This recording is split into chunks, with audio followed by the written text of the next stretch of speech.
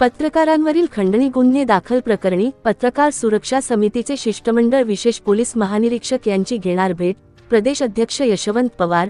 महाराष्ट्र राज्यात पत्रकारांवर होणारे हल्ले, मारहाण, धमकीसारखे प्रकार वारंवार घडत असून बातमी लावण्यावरून वाळू माफिया, गुटखा माफिया व राजकीय लोकांकडून पत्रकारांवर नेहमीच हल्ले होत आहेत।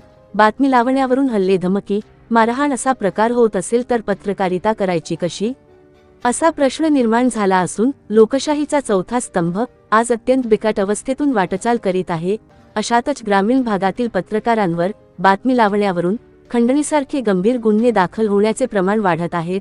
वास्तविक पाहता ग्रामीण भागातील पत्रकार हे अल्प मानधनावर काम करतात, त्यांची आर्थिक स्थिती अत्यंत बेताची असते। अशातच खंडणीसारखे गंभीर गुन्हे दाखल झाल्याने त्या पत्रकारांचे कंबरडे मोडले आहे।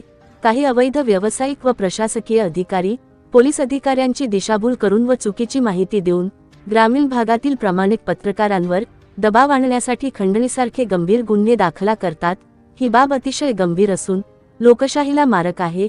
खंडणीसारखे गंभीर गुन्हे दाखल झाल्याने पत्रकारांची जनसामान्य माणसात प्रतिमा खराब व मलिन होत आहे।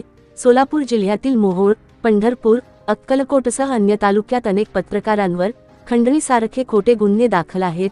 याबाबत विशेष पोलीस महानिरीक्षक साहेबांनी ज्या पत्रकारांवर खंडणीसारखे गंभीर गुन्हे दाखल आहेत अशा पत्रकारांची स्वतंत्र उपविभागीय पोलीस अधिकारी मार्फत चौकशी करून खंडणी दाखल केलेले गंभीर गुन्हे पाठीमागे घेण्यात यावेत, अशा मागणीचे निवेदन पत्रकार सुरक्षा समितीचे शिष्टमंडळ सादर करणार असून या शिष्टमंडळात जिल्हा संघटक अरुण सिडगिद्दी, सोलापूर शहर कार्याध्यक्ष राजू वग्गू, समन्वयक लक्ष्मण सुरवसे, सचिव रमेश दत्गारी, संघटक गणेश निंबाळकर, रशीद शेख, बसवराज हमाले, श्रीनिवास पेद्दी यांचा समावेश असल्याची माहिती प्रदेश अध्यक्ष यशवंत पवार यांनी दिली आहे।